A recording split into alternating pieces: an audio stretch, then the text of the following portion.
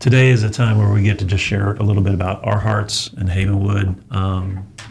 We all feel very privileged to be there. I know that and enjoy it. The team's gotten very close very fast. So what I'll do is I'll just give us a real heads up of Havenwood in general, and we're just going to talk in a manner of, if somebody's clicking onto our website, imagine somebody's just kind of curious. Maybe it's a community member, maybe it's a mom who's in some trouble and is looking for information, just looking for, what do I do? Who's there? Who am I going to be working with? So that's what we do today. So we've been fortunate because Havenwood's been around in Bentonville for over 30 years. And so it's helped about 500 plus families during that time is our best estimate. And Havenwood's unique in Northwest Arkansas in that it is a 2-year transitional home for single moms and their kiddos. And it's a time where they can come in from a crisis situation and then have 2 years to kind of rebuild and redirect their life over that 2-year period. So that's Havenwood in a nutshell. And what we're going to do then today is just kind of explore in depth what that looks like. So if we would, I'd like to take a minute for each of us to go around and just kind of introduce ourselves, tell a little bit about ourselves and our job, and how long you've been at Havenwood. So who would like to start? I'm Mary Kay Provost, the Director of Marketing and Community Engagement, and I've been at Havenwood for almost 2 weeks. 2 weeks. This is still the new one. 2 weeks. Yeah. I'm Tara Burkhart. I'm the Program Director, and I've been at Havenwood almost right at a year right now. So exciting. Yeah. I'm Abby Sobiak. I am the social work intern at Havenwood. I've been here about 2 weeks, and I'm through the U of A grad program. So I'm super excited. Yeah. So I'm Brittany Hinton. I'm the case manager at Havenwood. I've been here almost a year in September. I started out as an intern, as a social work intern through Pittsburgh State University. And then I signed on to be a case manager with Havenwood this last May. So yeah, super exciting transition and pretty awesome. We all have we're a very new team. So I'm Jim Evans, and I'm the executive director at Havenwood. I've been there a year and came to Havenwood from another nonprofit in the local area. So brand new team, all here about a year or less. What attracted you, and I'll just throw this out on the table, feel free to, anyone can answer at any time, but what attracted you to Havenwood? What was the draw? I will say that as a multi-generational North Arkansas girl, I love the community and I love Northwest Arkansas. And after trying different things, anything to make our community stronger and better and keep its the unique special thing that we have here and safety and just have a wonderful community. And I think Havenwood is a big part of keeping that going. And so my passion is to really be a help in our community. I think what drove me to Havenwood would be, I looked at multiple different facilities sort of like Havenwood's, but I think it was the mission that really was like, I want to help empower single moms because there's not a lot of resources like ours out there. And the program side of it, once I talked to Tara and kind of heard more about what the program side of it is, it's like really you're sitting there and you're helping them, build their life, but you're also watching them like succeed through like the little things that they don't always get told, like, hey, good job for that small, whatever that thing is. I liked that. Being able to be with someone for 2 years also it's different. Usually they come in and then you work with them for a little bit and then they're gone. So I think it was the 2 years being able to really have an impact on not just them, but their kids also. So, yeah. Well, Mary Kate and Abby, you all are being the newest. What kind of piqued your interest in Havenwood? I think for me, it was really wanting to get back into the nonprofit space. I just am really passionate about nonprofits. My aunt started one when I was around 10, honoring my uncle, and so that kind of started that super young, just the ability and the want to help people, help a community in whatever capacity that I could. And so I didn't know a lot about Havenwood before applying, but once I did and learned and talked to you guys and learning that it's a big passion project of yours, I was like, I'm really passionate about this now too. So it's nice to work with people and meet people whose passions kind of all align, and everyone's just super generous and loves helping and building this community that we've built at Havenwood. I think for me, I was looking for a new internship for my grad school.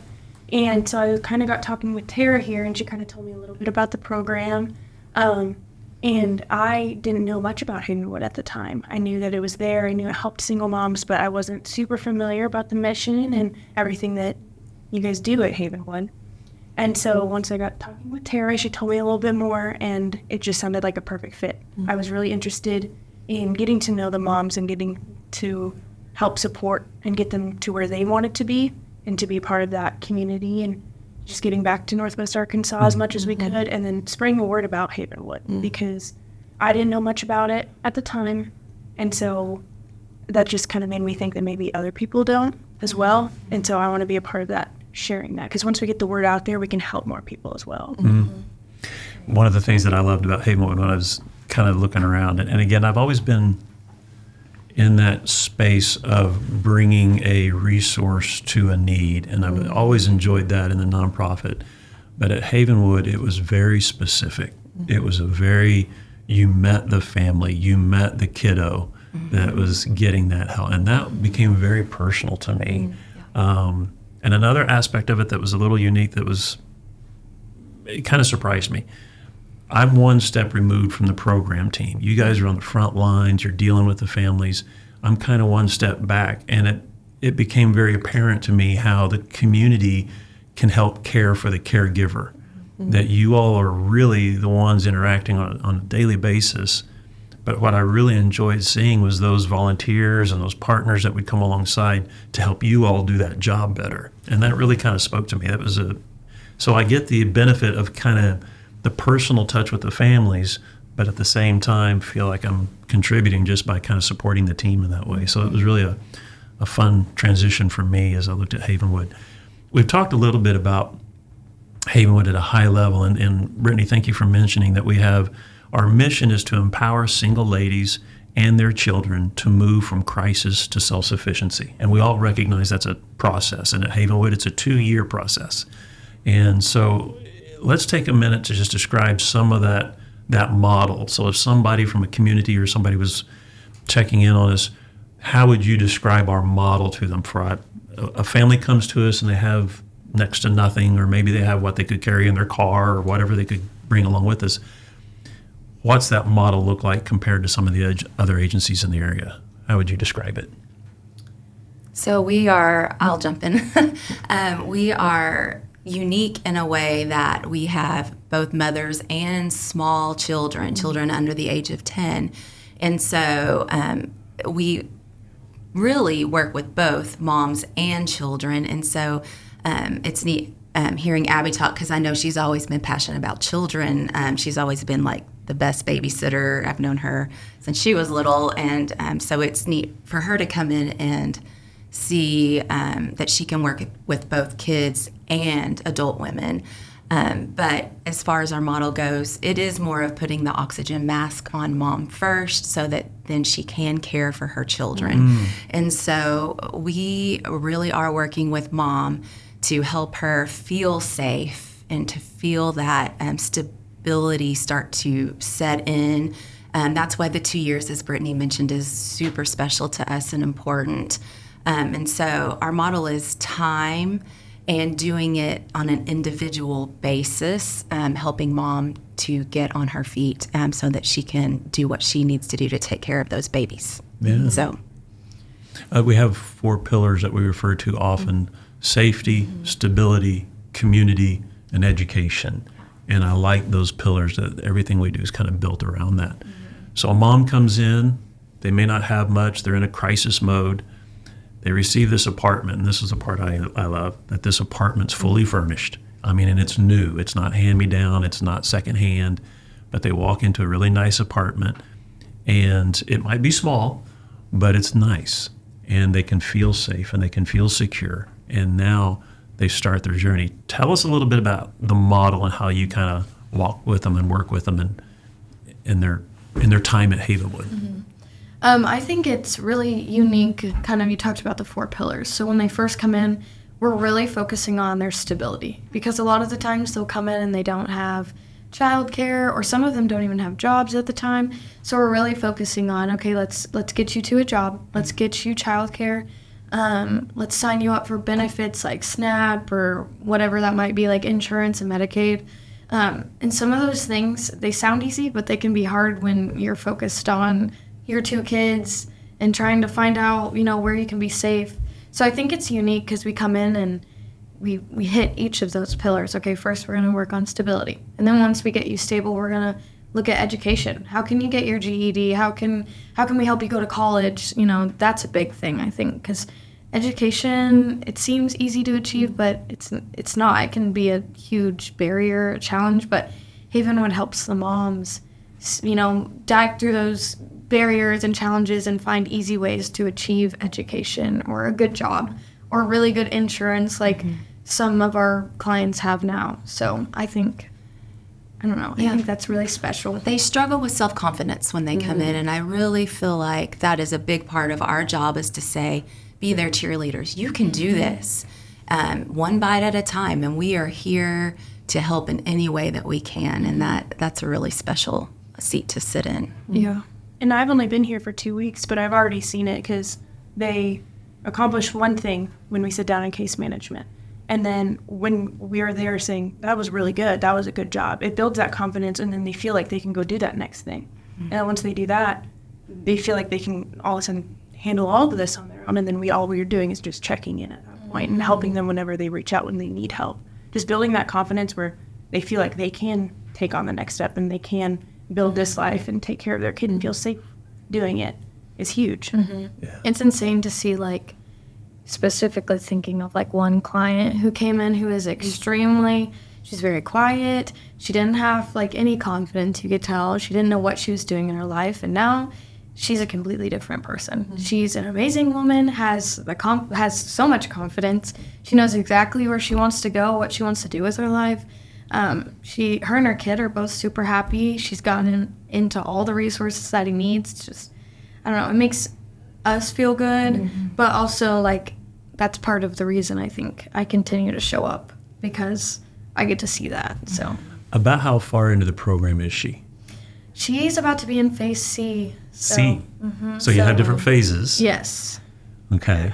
And how long has she been there? A year, or how long is roughly?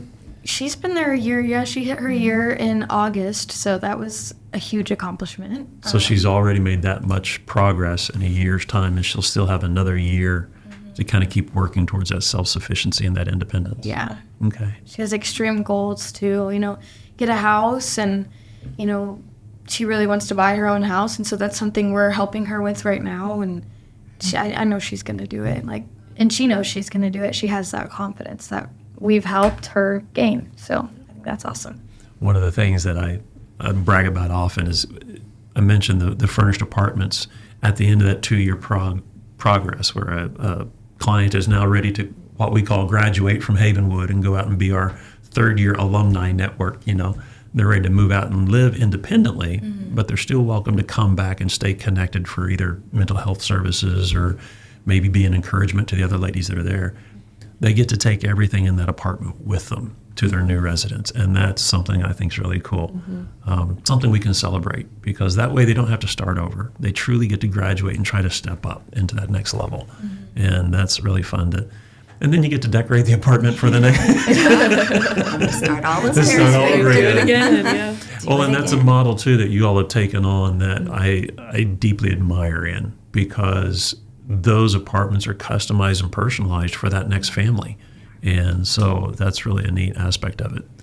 What's some of the things in that, and we'll continue along the model here for a little bit, what's some of the things that you value most or mean the most to you, or maybe whether it's a highlight or whatever that maybe exemplifies that? What's some of those things that might come to mind?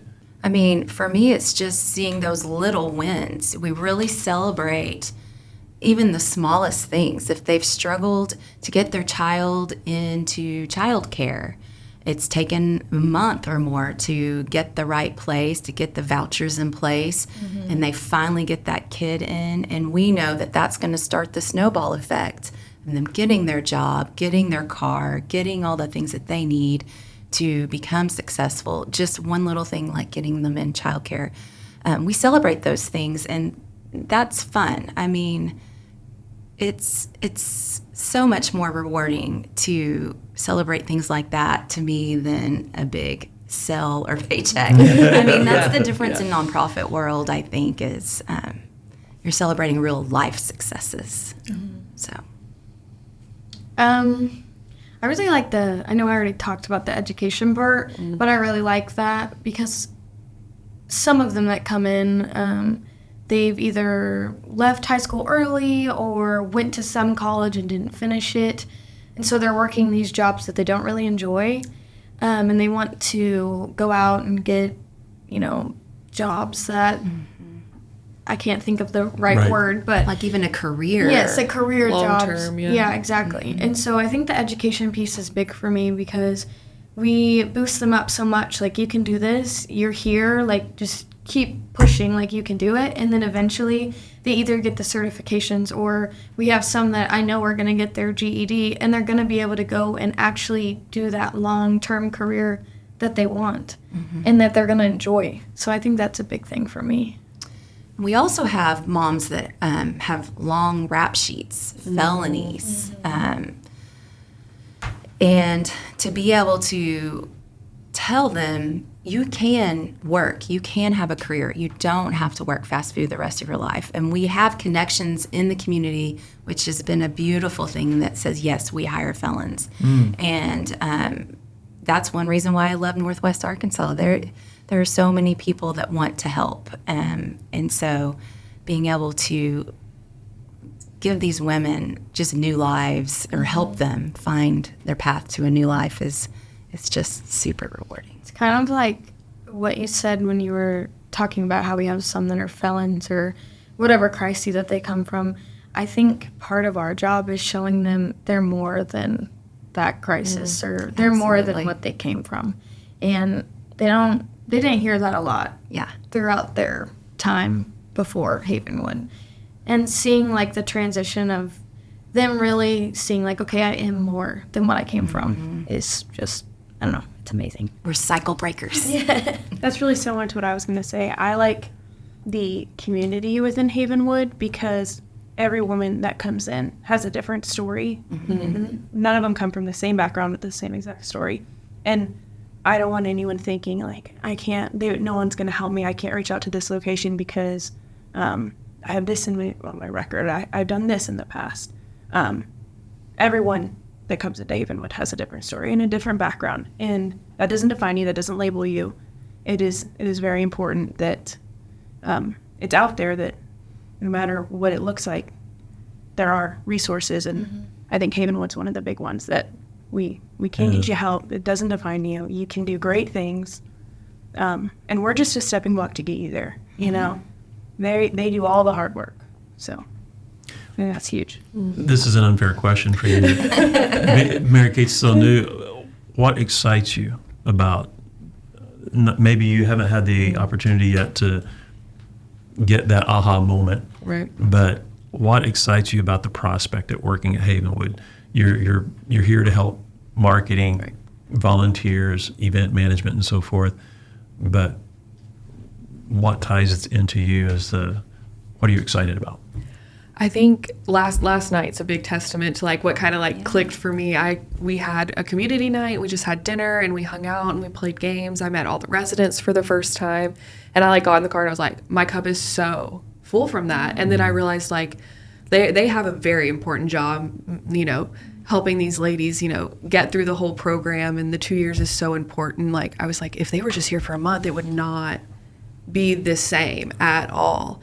And so it just really hit for me that my job is to tell these women's stories, to share with our community these women's stories, because they all come from such different backgrounds and not one of them are the exact same. So I think just the storytelling aspect is it's what I'm looking forward to and sharing out with the community and just helping people learn more about the work that y'all are doing with our whole program. Well, you mentioned stories, and one of my favorites is it was last Christmas, and we were having a Christmas celebration downstairs, and I remember talking to one of our alum, and her statement was poetic, and it actually became our spring campaign for this year. She said, we became this reluctant sisterhood. Yeah. That we hated what brought us to Havenwood. We hated the trauma that we might have experienced or the crisis. She goes, we became this reluctant sisterhood, but it was those same 13 moms that would help me pull me through this hard time. And so we came up with that theme, rooted in resilience, because these ladies were resilient. In the face of adversity, they would progress forward. And that's what I enjoy seeing at Havenwood, literally almost on a daily basis, is that you get to see this resilience and this determination that it's not easy living at Havenwood. I mean, our poor families, we have 14 families living at Havenwood. We serve a very specific demographic. We can only take single moms with 2 kids or less under the age of 10, and that's primarily because of the facility we have.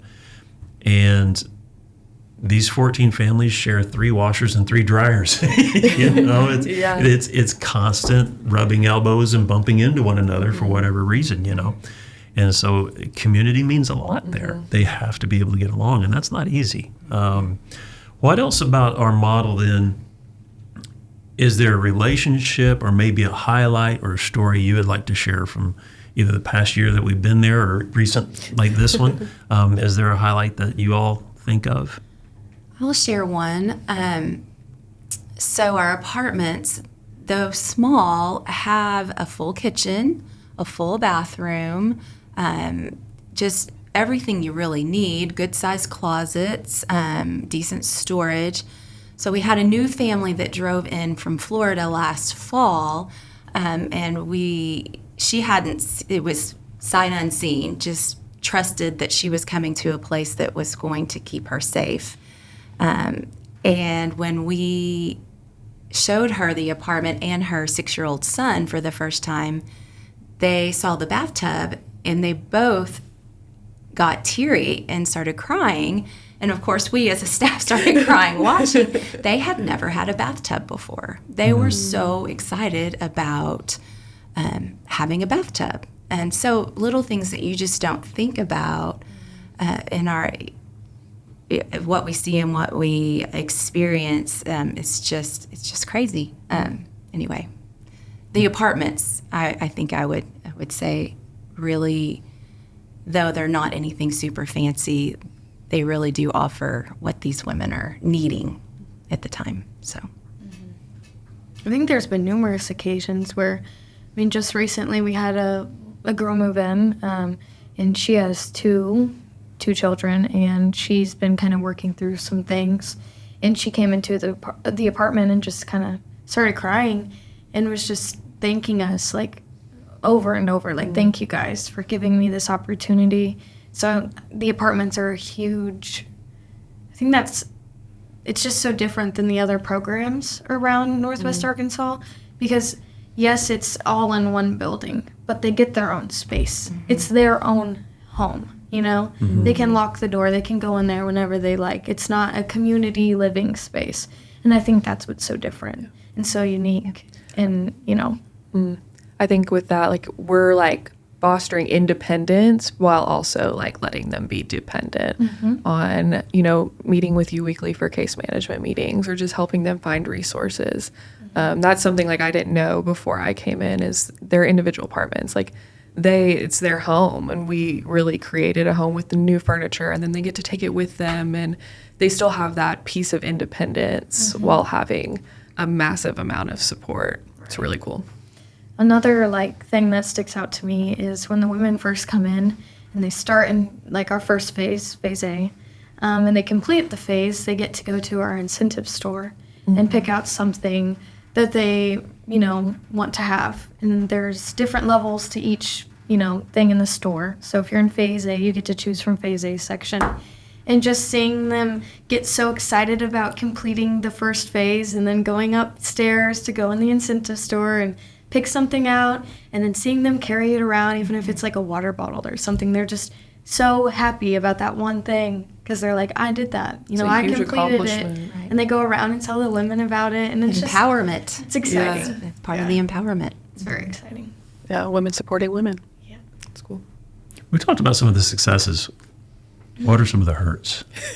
What's some of the hard trying times? to make me cry. Well, you know, we would like to say that every resident that comes in stays 2 years, stays the full 2 years, graduates, that we have 100% success rate. We would love to be able to say that, but that's just not the world we live in. So, of course, the hurts are when we see residents making such great progress and one thing comes into their lives that they latch on to that results in them us asking them to leave or having to ask them to leave. So a lot of times it's a man that comes into their lives and they've been trying to do all of this on their own, and the temptation to go be with this man is too strong for them, and that's the deal breaker. Or sometimes it's an illegal substance and they backslide on their addiction. That one happened recently, and it's just so hard and so disappointing.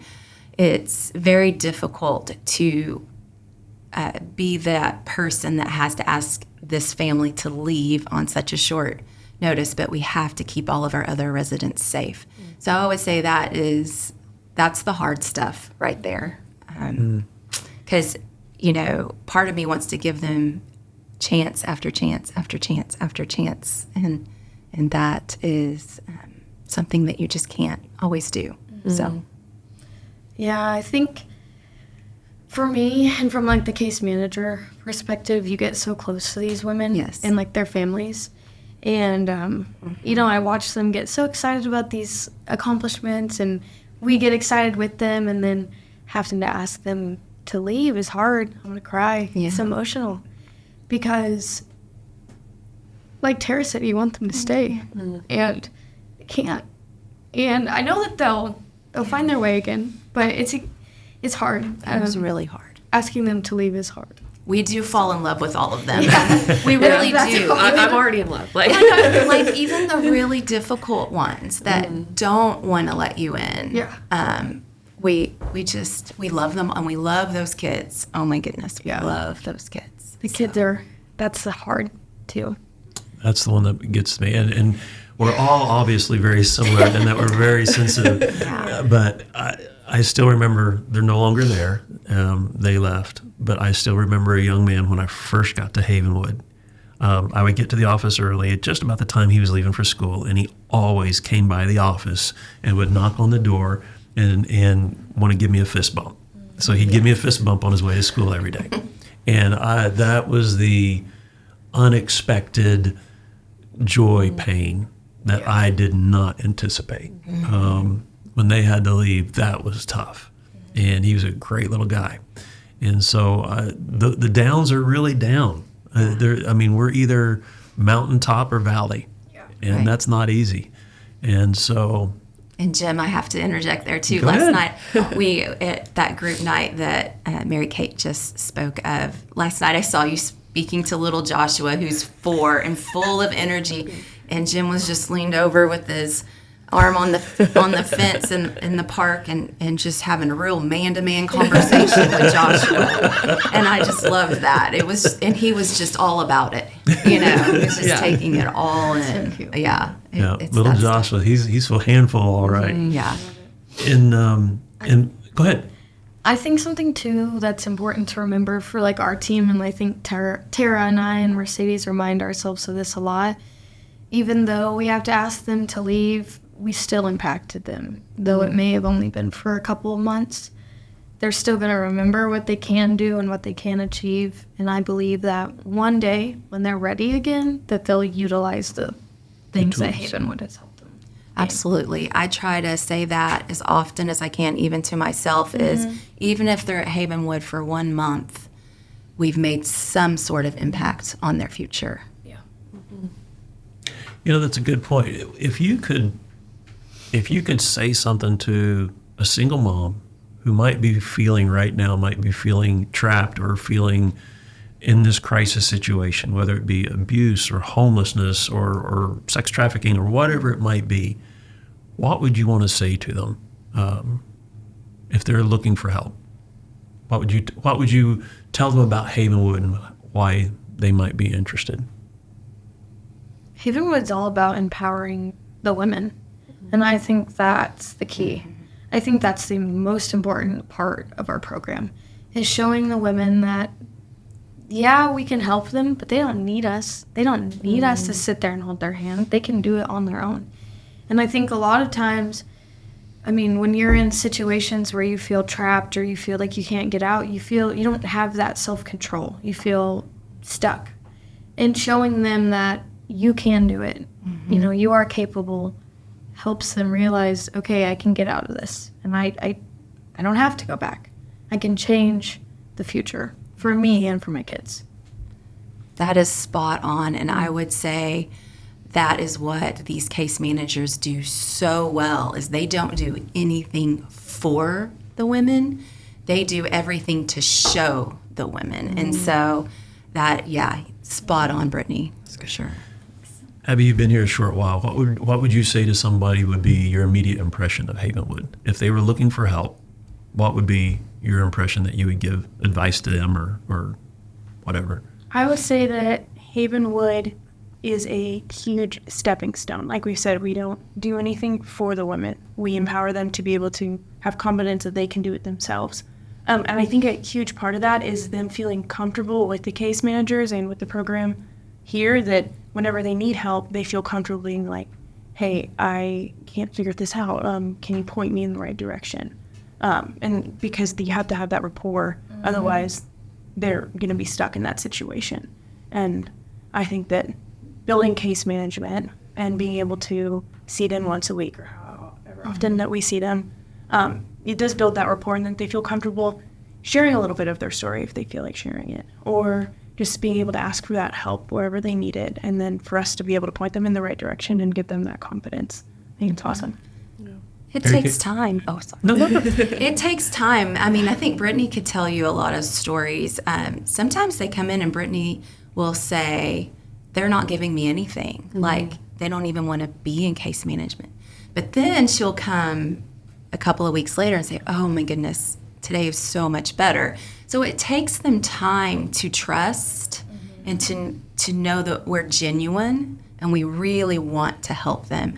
And asking for help it's not hard. easy. Yeah, that's what I was going to say. It's so hard to ask for help. I have trouble asking for help, so I can't imagine being in one of their situations and having to, and I'm sure they feel the same way. Like, how did I get here to need this as a resource, as a stepping stone? But I think just like the breakthrough, they ask for help, then they learn to trust you, and then that's how we build those relationships. And then 2 years is over, and they're ready to be out on their own and be successful and confident women that we know that they can be, but they don't quite know that yet when they come in. You always speak a lot to a lady coming in. Mary Kate and I kind of have a different audience, I guess you'd say, in that we're speaking primarily to the community and companies and partners and churches and different groups that'll help us out. What would we want to say to the community as a whole? First, I would want to start, if I were sharing with the community as a whole, a thank you. I come to work with a sincere depth of gratitude that I've never experienced before. This community has stood by this organization for 3 decades. And it may sound trite, I don't mean it to, but it really does feel like Bentonville needs Havenwood as much as Havenwood needs Bentonville. And that to me is there's a reciprocity there that I love. And so my first comment to the community would be thank you.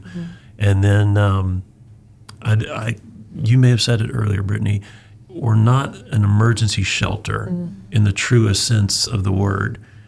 a mom's going to have to be pretty motivated to want change in order to be successful at Havenwood. She's going to have to be pretty motivated, and it's not a short-term fix. And so that's the other component of the community message, I guess, would be patient with us. This is going to be a process, and we're going to need your long-term investment. I think those are the two big things on my mind. Any expanding on that from your perspective? Yeah, I think for me, I guess this goes with the community members that volunteer. Just over the last 2 weeks, the volunteers that have come through the building, they just come and they're like, I'm going to go sweep the common room, or I'm going to go organize your food pantry for you. Like, it's incredible. And I've never worked anywhere that I've experienced such solid volunteers who are so willing to give their time. And then like last night, this wonderful couple was like, we made these homemade pizzas. We want to bring them and put them in your freezer for your women. Like, just those type of people. We need those people at Havenwood, and we have that. And it's just really cool to watch that the community be involved in that way, and volunteering and helping. And it's such small ways, but for me, just over the last week, meeting them and seeing what they're doing has been very impactful for me. That's a great segue about our volunteers. Yeah. We have lots of areas where, how can a community engage with Havenwood? Give us some feedback. If you were talking to a partner or a community member, what would you recommend they do in the way of engaging with Havenwood? From a program side, we have group night on Tuesday nights, so we're always looking for babysitters. That's a huge one, to come in and watch the kids and hang out with them while the moms get to go have some alone time and get empowered by whatever we're doing. We have our food pantries, which are a huge one as well. The women utilize those, and there's a food pantry, a health and beauty pantry, and a cleaning pantry. So when the women are in need and don't have the resources to go out and get whatever it might be, having those pantries stocked is always important, And the pantries help them with, it's not so much the pantries are, they're sustaining them. They don't use them regularly. It's more along the lines of like budget relief or time relief. I got home late from work and I don't have time to fix dinner for the kiddos, so I can go grab a box of mac and cheese or something. Right.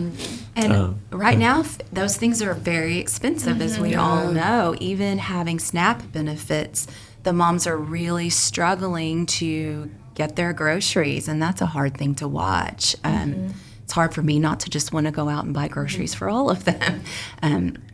But yeah, I mean, a jar of spaghetti sauce I saw on the shelf for $10. So the food pantries have become more and more important. Yeah, absolutely.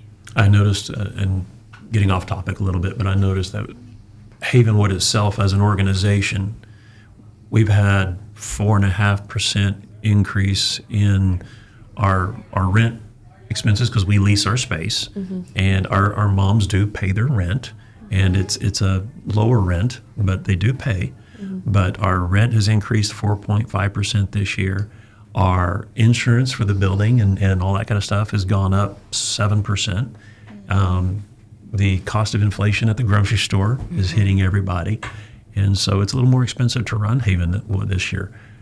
Fortunately, we're in a good financial position, but as summer is summer, it always slows down. So that is a concern. With the kids at home with mom from school, no feeding program at the schools, those are some of the things that maybe our community doesn't think about, is the expense and the additional time that it takes a mom to take care of the kiddo during the summer when they're not in school. And that's something I always like to kind of point out to them as well. We also have a brand new little storage, I'll call it a pantry. We have a new freezer. So those packages of chicken nuggets and fish sticks and other stuff could make a great meal for the kiddos. So I'm excited about having our frozen foods available. Discussions with the community. What are some of the other ways beyond the pantries that they might engage with us? Any other thoughts? I think Brittany mentioned the babysitting. I'm still so new, and we have a great group in now who's been here for a couple months through the end of September, I believe. So after that, though, it's up in the air. So I think that's something really important. It's a couple hours on a Tuesday night, jumping in there. But then also we are going to have our holiday events, and those are very resident focused. And something that we want to enjoy with them as well. So having those great community members come in and volunteer and lead games or serve food or just play with the kids, it's very impactful for us and for them to make these events that we have run smoothly, I think. But I gotta share that. I'm going to call out Duracell as one of our partners that did a great thing for us, and that they actually kind of created their own event, if you will.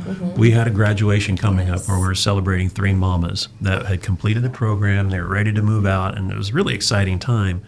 Duracell took that and owned it. And their team, this is right after the storm, so their tornadoes hit Bentonville, so they literally came out and cleaned up all the debris from the storms. They brought out tractors and teams of friends and just cleaned up the whole playground. They rented this 40-foot long blow-up water slide bouncy castle thing that was massive. They brought beach towels. We had a food truck and an ice cream truck and a beignet truck. And I mean, it was just all out. And then we had a wonderful graduation ceremony for our moms. And Duracell took that, sponsored it, and owned it. And that's the kind of partnership I love, more than just the, hey, we want to, sponsor a golf tournament like we're doing now or something of that nature. It's companies and teams that want to come in and bring their team and interact and be a part of this mission and part of this work. I love Havenwood's open house. I love our Mother's Day luncheon that we do with the families. And anytime we can integrate the family with the community is something that's close to my heart. That means a lot to me. I think that was something I was going to point out is yesterday when we had our Tuesday night, some of the women were talking about a volunteer that they see coming in and out of Havenwood. So not only do the volunteers, fill the food pantries, but they also fill the residents' heart. They help them. They can talk to the volunteers. We have volunteers that come in and hold babies. It's just like the small things, like helping the families is important too. Building the relationship with the residents is extremely important. That's actually a great segue into what I was going to say is we have a need for mentorship for the moms. They will come in, some of them are struggling with creating a resume or finding that skill for interviewing, or they're having some spiritual issues and we are looking for spiritual mentors in those situations, or they just need someone to meet with them, maybe take them places if transportation is a struggle, just someone to come and invest in them and help with the empowerment piece of what we do, someone besides the case managers to show them that there's care out there. So that is a big opportunity and something we're really trying to build right now. So That is a good one. The only thing I'd like to add that I'm kind of proud of Havenwood for is that we're completely 100% donor sustained. We don't receive any federal monies or state funding or public funding. It all comes from the generosity of Bentonville, and that means a lot to me. Primarily because I feel like if we are to be sustainable, it needs to be because the community wants us here.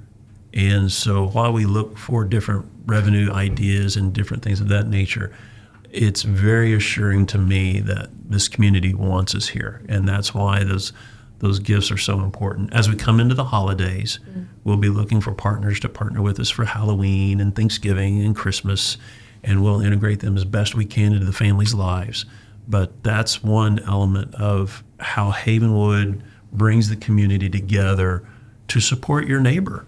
And that's one of the things that I love about it and wanted to mention before we'd closed up. I think that's it. Thank you all for giving us the insight, giving us your view and your perspectives, and I appreciate y'all doing this. Thank you. Thanks. thanks, Jim.